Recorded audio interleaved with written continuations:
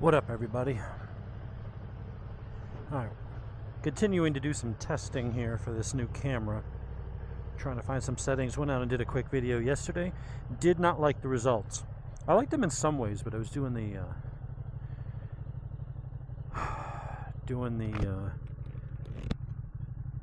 motion blur stuff, and where I had it mounted to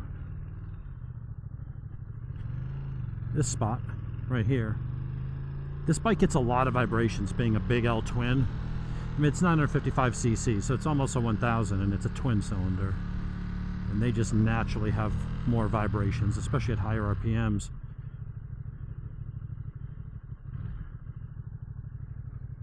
What's up, Anthony?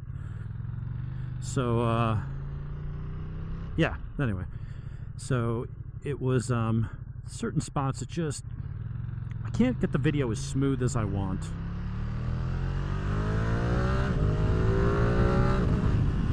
And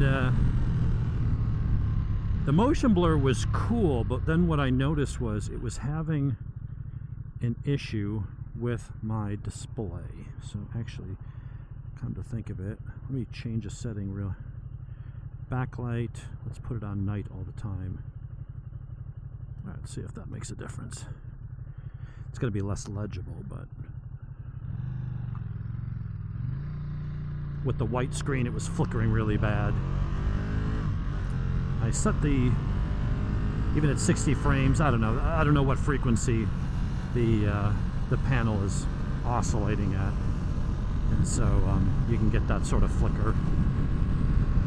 But then the motion blur was also blurring out the dash a little bit, which incidentally would not be a bad thing to have the dash auto blur. What's this clown doing? Yeah, he was about to pull out in front of me and saw me at the last minute. So, what was I saying? Yeah, so anyway, it was blurring the dash, but the image blurring a little bit. You got to fine tune it. So, I wasn't happy with the video.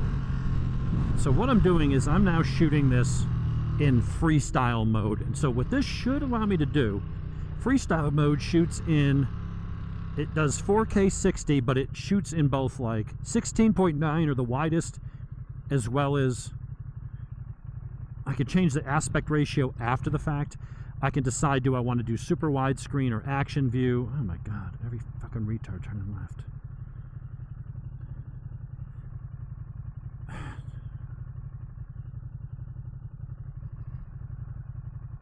So annoying. Come on, everybody. Just go, lady. Oh my God. It's like 9,000 people live on my street. Move, bitch. Get out the way. So anyway, what was I saying? So many goddamn distractions. So, freestyle mode. Instead of just shooting in 4K 60, setting your aspect ratio, setting your stability, your image stabilization, setting your, do you want horizon lock? I took a video over the weekend and it made it look weird because I put on horizon balance, which is not the same as horizon lock. Again, still learning the ins and outs of this here camera. We're still recording? Yes. So, with that, I was getting, it made the video look like it was sped up, because it was like you'd lean the bike into the turn and it would barely move, but then I would go past. It wasn't a 45-degree horizon lock, it was like an 8 or 10. And so it would manage slight variations. If you moved a little bit, it would keep it steady. But as soon as I would lead into a turn at like 38 degrees, it'd not show anything, and then show it all at once when it went past that, which made it look like I sped the video up, but you could hear my voice talking while it was happening, so, you know, it wasn't sped up. But it made it look unnatural and a little bit weird. It would be slow and fast, and then back to slow, and it just, I don't know, just something about it didn't look right. So I was looking in, there's an app for iOS and Android, and I didn't want to use the phone because you only got so much phone storage and it chews up your battery really fast. But I got a MacBook Air M2 with 16 gigabytes of RAM and 1 terabyte of storage. I've also got a powerhouse gaming computer with a really fast video processor I think it's a octa-core CPU, 64 gigabytes of RAM, 5 terabytes of SSD storage. So I've got a pretty good video editing deck between the MacBook and my desktop gaming rig. So I was like, okay, let me get the app for Windows and the app for Mac OS. It's called Studio, and let me dick around with that. So what it does is it shoots kind of in all modes at once, and then afterwards you can kind of pick and preview what you like, what works. You can say, okay, I want this image stabilization, punch up the colors, export at this bit rate. I want 4:3, or I want it vertical for Instagram versus 16.9. What codec do I want it? ProRes 422, H.264, or .265? You know, what do I want?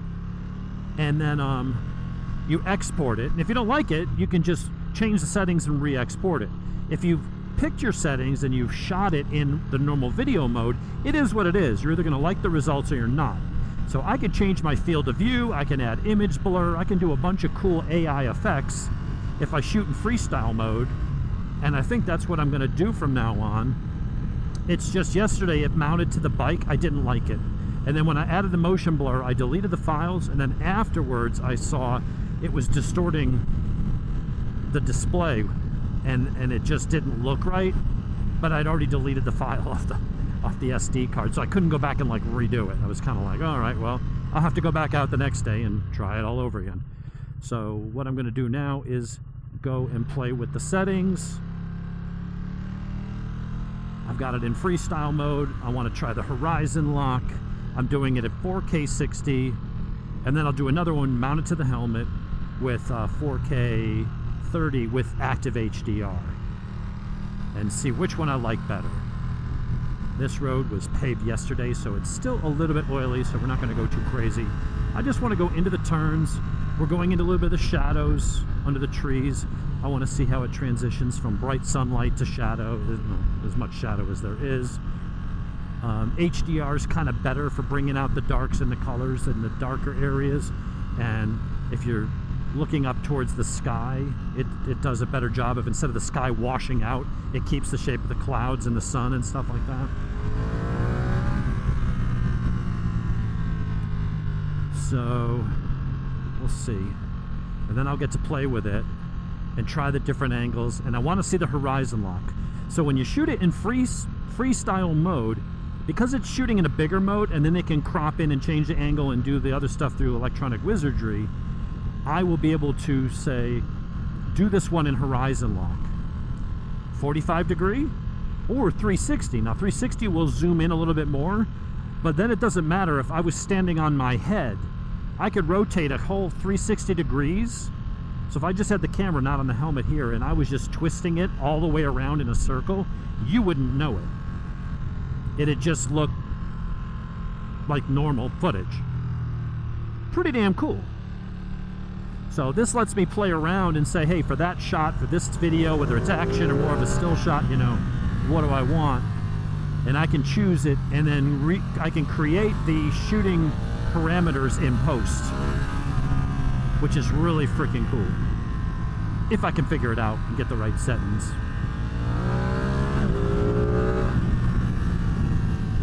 So we'll play a little bit in the turns, see how the horizon lock looks.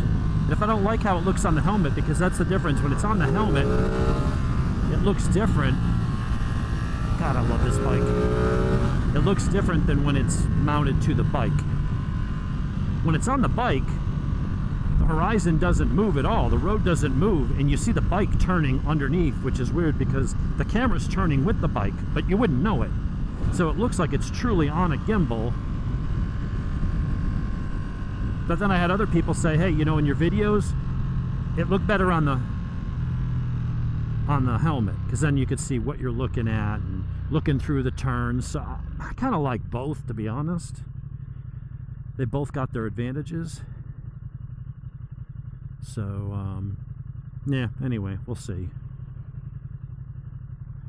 I'm almost wondering if I go down that side road. I'm going to go past all these folks.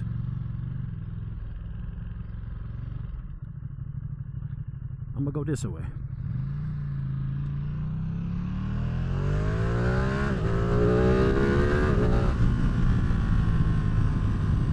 Need to hit a bit of twisties. Again, I see oil on the road from those trucks. I don't know if it's slick or not, but I prefer not to find out. Of course, then I shouldn't be doing 70, but how about to play a little? Let's see, make sure no one's coming out of this street.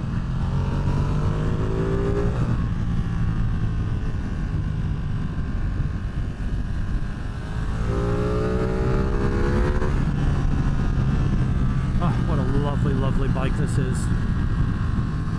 I am probably going to get the exhaust in tune. I have a couple of my pews listed for sale, so those will cover the costs. I've been spending money a bit freely lately.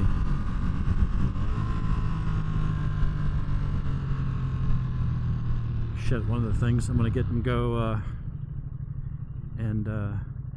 next Friday night, I'll be down at Mystic Grill, where they film Vampire Diaries, hanging out for a bourbon tasting and dinner at a private event hosted by and will be attended by Ian Somerhalder and Paul Wesley. Paul Wesley being Stefan Salvatore from the show. Make fun of me all you want, I don't care, it's a good goddamn show. It's very entertaining. He's also playing Picard in the new Star Trek series. And then you got Ian Somerhalder, who plays Damon Salvatore, and also played Boone on Lost, if you're a Lost fan. The guy with the blue eyes got killed when John Locke, when the plane fell on him. Banged his hot stepsister, played by Maggie Grace from the Taken movies. You know the guy. Well, not only are they the stars of the Vampire series, Vampire Diaries, which was one of the most popular series on the CW network's history.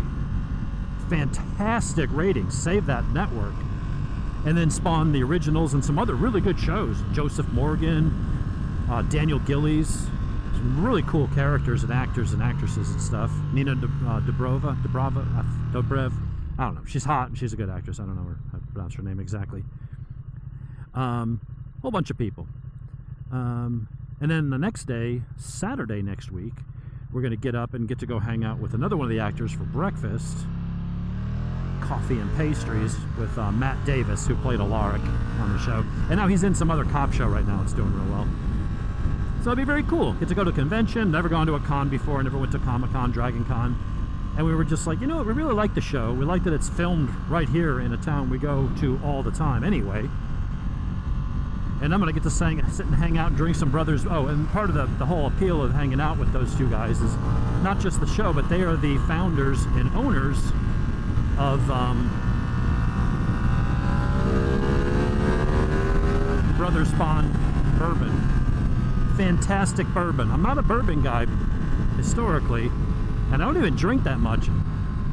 But honestly, the only thing I ever really drink when I do drink, and I've always got a couple bottles on tap, is Brothers Bond. They make a really good, kind of sweet, really smooth and mellow, not harsh. I mean, to sit there and just sip room temperature bourbon without ice or water or mixer. I mean, I'll usually mix it with Diet Coke a lot, but I'll also just sit there and sip it. And I don't normally do that with any kind of alcohol, especially a whiskey or bourbon. Their product is fucking amazing. It's a really good bourbon. And everyone's like, oh, yeah. And then they try it, and then now all my friends, and then they're getting their family into it. Like, it's a fantastic product. So it's going to be a bourbon tasting with them, the guys from the show, at the restaurant where the show was filmed. Like, if you're into the show, that's kind of a cool thing. The rest of y'all that think it's some faggot, whatever. I say that in the non-homosexual way, just the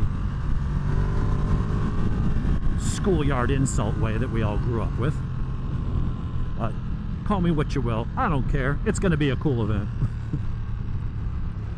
So anyway, just that stupid, not stupid, it's going to be fun, but just going to that meet and greet, $1,100 to hang out with them for a few hours. So that was my exhaust money. Plus then we have the 3-day pass, plus the meet and greet the next day with Matt Davis. Parking is going to be like a $3,500, or no, $2,800, almost a $3,000 weekend for this con. That's the only downside to those things. It's they're freaking expensive, especially if you want to do any of the meet and greets, photo ops, any of that stuff, and especially the special events.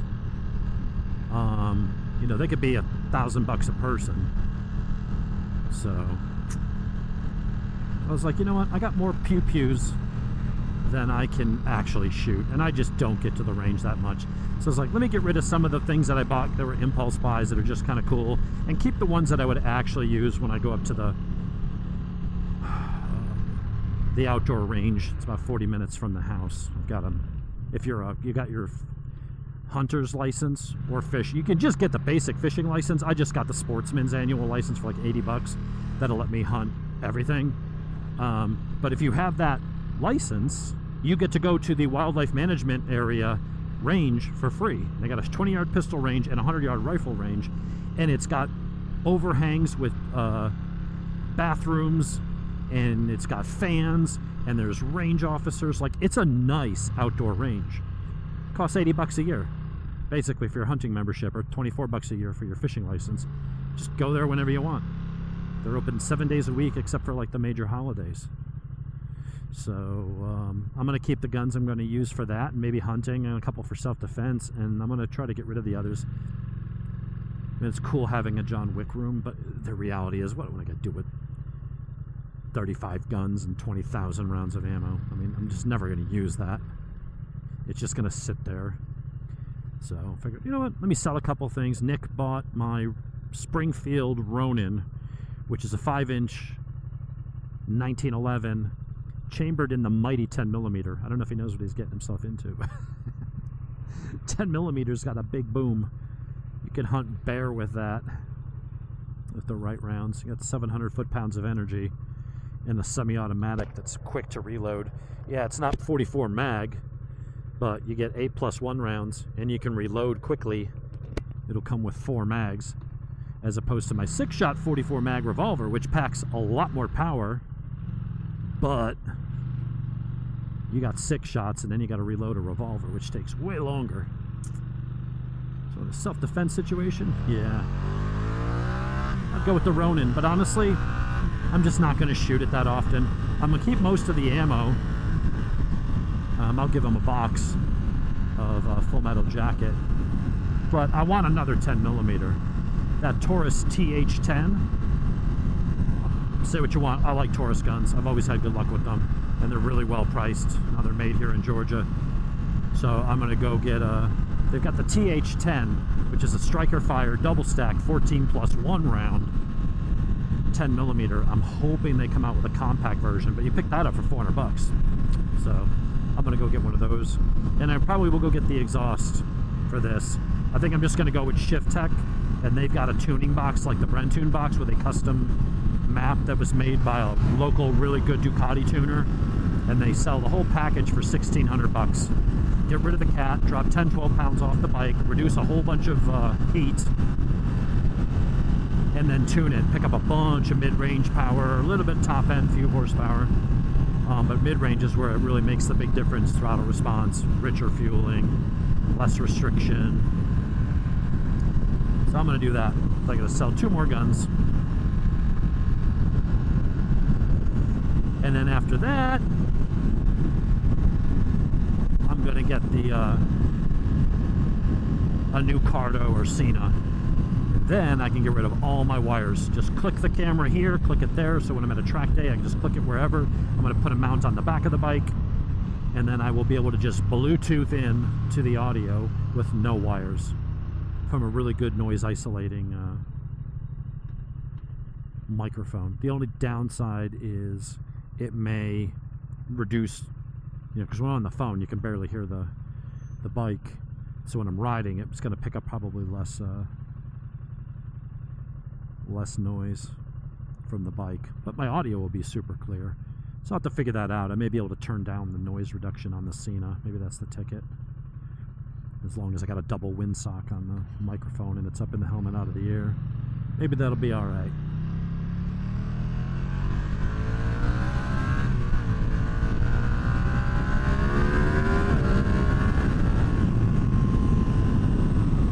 And yeah, so we're gonna hit some twisties again in a minute, do another little test.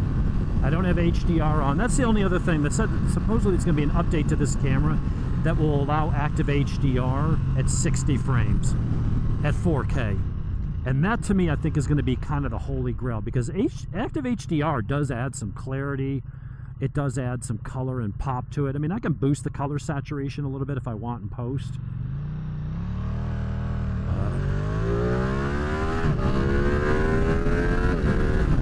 But it's still it's not as good as HDR. HDR is really good at pulling the detail out of like the cover under the trees and seeing the detail where it's shadowed when you're in a light area, or vice versa. Active HDR helps with that. But then I got to drop it to 30 frames, which isn't then as clear and fluid at speed. So anyway, so I'm going to take this video and then I'll make another video at 30 with HDR. And then kind of see which one I like better. And that's what I'll start shooting with. We'll get the audio sorted. We got the new cameras, you know, so we'll get that sorted. I think at that point, we'll get some good content for this season. I will sign up for a track day at some point. When I do, I will have to mount the camera here. But that'll be all right. We'll get that mounted up. And I think that'll be all right. And then I'll just have to figure out what to do with the audio. If I could sneak out on track with a Cardo and the Bluetooth connector so I don't see any wires or anything, that may be the way to do it. I will say that this Insta was a little bit better with the wind noise, but I haven't had it at like 145, 150 miles an hour. And at that speed, the wind hits the thing and it really makes it vibrate on this stock. So that's where I'm going to have to think about where the hell to mount that in a better place. I may have to mount it up here, and then you won't get the damn dash-in shot. That's what I got to figure out. Naked bikes, you know, on a full fairing, that little hold on there, the top of the stem, that's where I would normally have the thing coming out, and it'd be behind all the plastic, so you wouldn't see, or none of the wind would be blasting it. So it would cut down greatly on the wind noise. And because the engine noise is coming up through the fairing, you'd hear it a little bit better, and the wind wouldn't be a problem. And that wind buffeting, you know, 150 mile an hour wind, that's like, here, I got my camera on this, which doesn't move a lot, but it wiggles. And then imagine taking like a really high output leaf blower 4 inches in front of it and blowing against the camera. It's going to cause it to vibrate and wiggle. And the image stabilization is only so good. So that's where having it on the helmet, which is what I'm doing now, gives you a little bit more POV of what I see. If there's something going off to the side and I want to look and you can see that hot chick, you know, whatever it might be, accident, someone coming at me, you know, if it's stationary and you're only seeing what's in front of the bike, you don't get any of the peripheral. The downside is I'm constantly checking my mirror and looking around, but it is what it is. Can't do everything. Can't please everyone.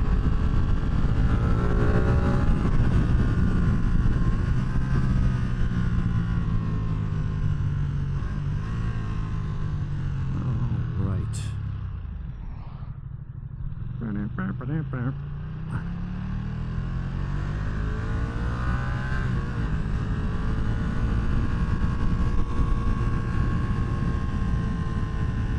I had somebody respond to one of my videos saying that this is the worst sounding stock exhaust ever.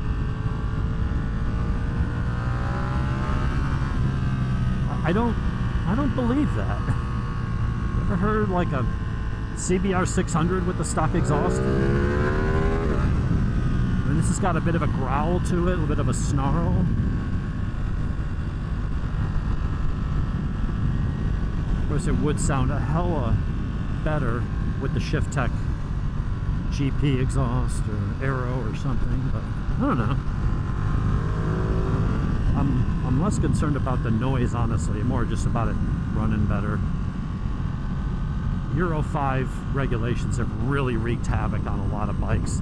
They're having to run so lean and restrictive to meet emission standards for noise and you know, the actual gas emissions.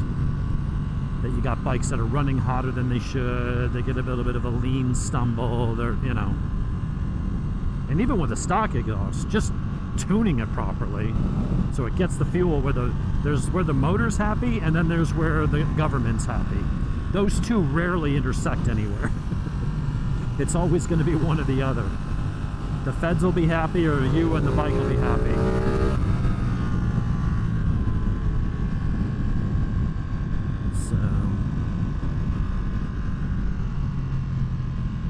But for the most part, it runs pretty damn well, stock.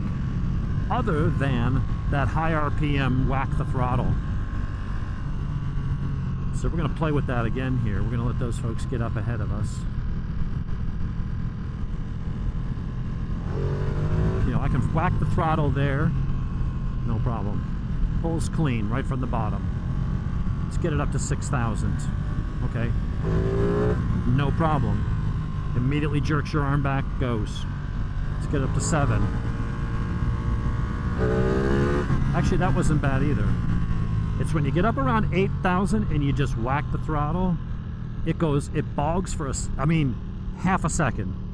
Nowhere near with the Cowie. My ZX6R and my ZX14R, I would lose races to 600s on the 14 because I'd be at like 5,000 RPMs in second, and if I rolled the throttle on, I was in the next zip code. I was gone.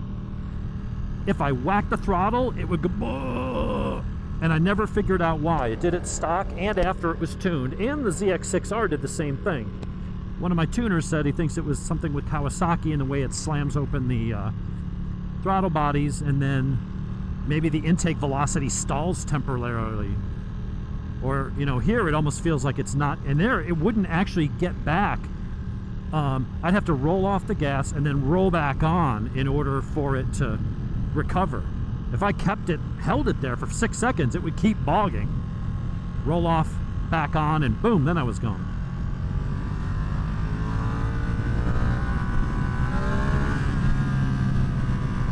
So let's see, 8,000 RPMs. Yeah, a little bit of a stutter. It's like the power dips and then boom, hits like a light switch. It's a very weird feeling.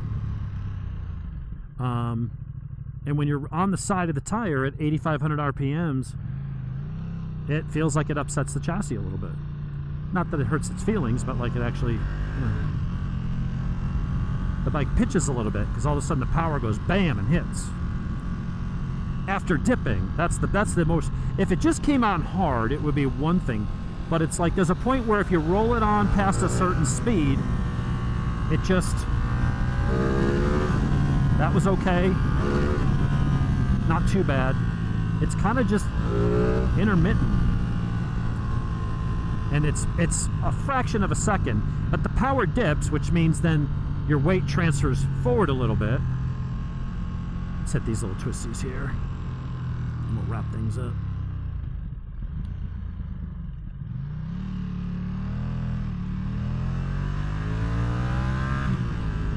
So it'll dip, which pitches your weight forward, and then it hits. And so when you're in a turn, you know, when you pitch forward, or it's like hitting the brakes or accelerating, it wants to shift your weight forward and back. When you're in a straight line, not that big of a deal. When you're on the turn, it changes your steering angle slightly, which makes the bob pitch and weave a little bit. And that's where all of a sudden it just feels squirrely.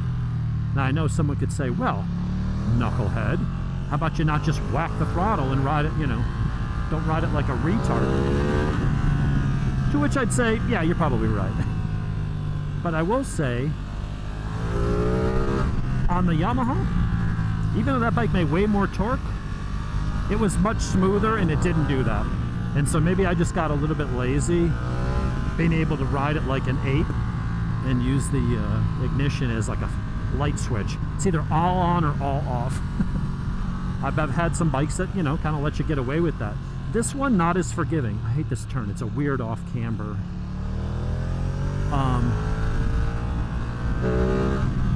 Yeah, there it's fine.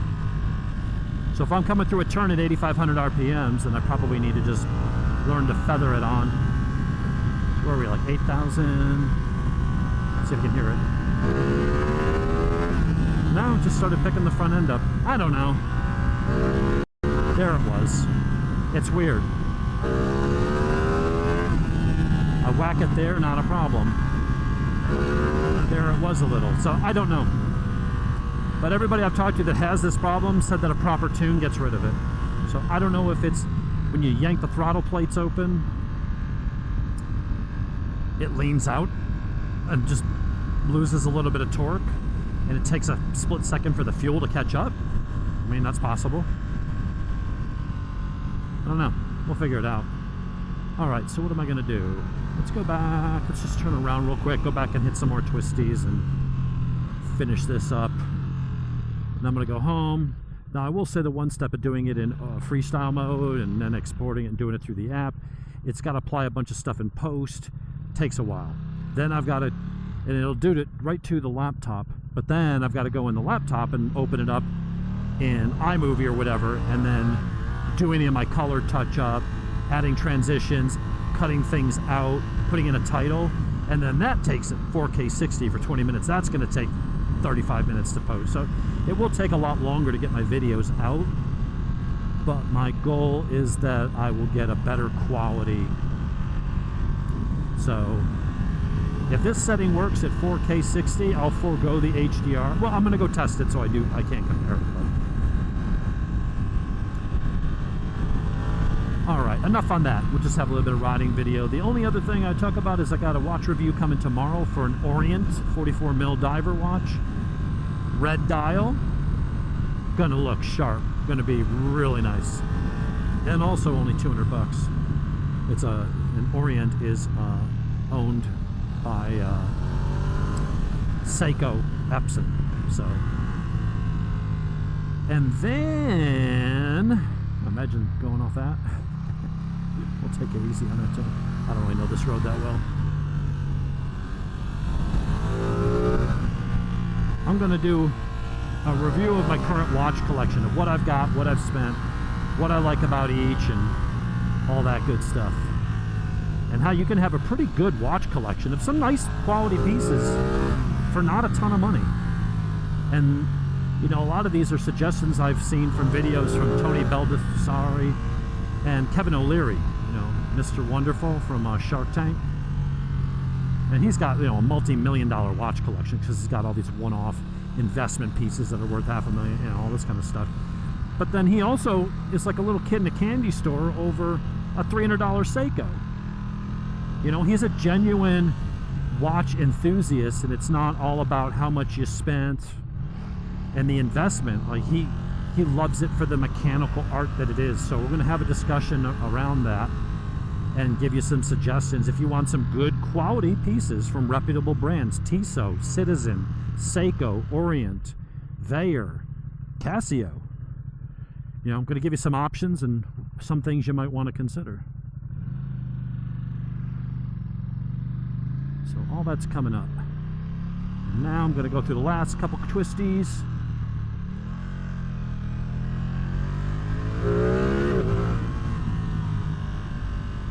And then we're going to shut it on down. I think the roadblock is up here. So we're going to want to take it easy. I thought this is where all those trucks and people were backed up earlier. That's why I had to make a turn. Oh, I guess I finished up. Yeah, that's the road I turned off at before. But that just means they may be further up.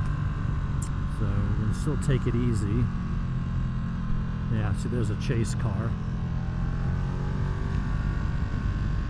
That means I'm going to come around the turn at any point. There'll be road workers in front of me, which sucks because up here's the really fun bit. I like to kind of rip through. Might have to save it for another day. Like I just want to.